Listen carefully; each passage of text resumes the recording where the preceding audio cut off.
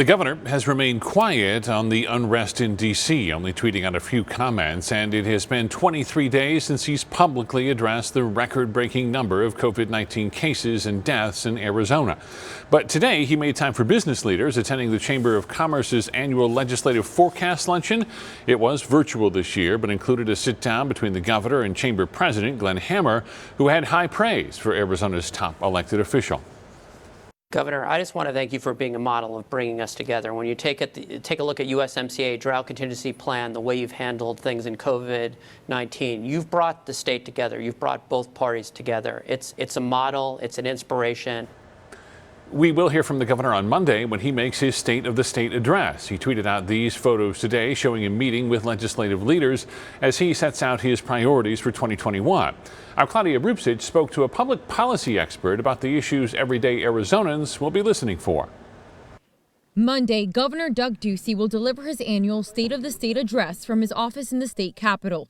The speech typically lays out priorities for the budget, focusing on education, public safety, and infrastructure. COVID is just going to be such a shadow over the budget this year simply because our revenues are going to be really stressed. Dr. David Swindell is an associate professor in the School of Public Affairs at ASU. He expects the top issue in Ducey's speech will be the vaccine. How am I going to get my vaccine? So people are going to want to know, what are we doing in order to get those vaccines out to individuals? The program has not gone smoothly. Hasn't gone well from the federal level, and it's not going well at the state level either. Dr. Swindell hopes Ducey will get into specifics on logistics.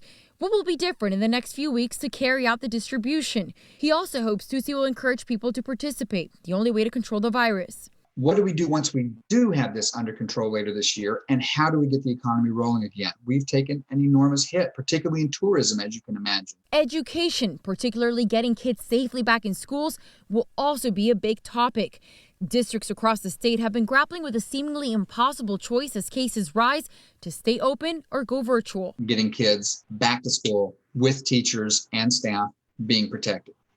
Nothing happens without that. The economy cannot move forward until we fix that problem. Ducey's tone will also be important, especially after this week's riots at the nation's capital. Dr. Swindell says the governor will need to share a message of unity and civility. So we can come together and deal with this collective problem that we're facing right now, this pandemic, at a moment when we are so torn apart.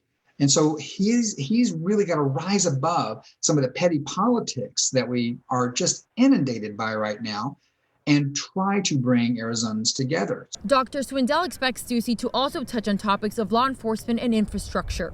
In Phoenix, Claudia Rupsich, ABC 15 Arizona. If you have a topic you'd like the governor to talk about during his State of the State address, we want to hear from you. Just email us at share@abc15.com.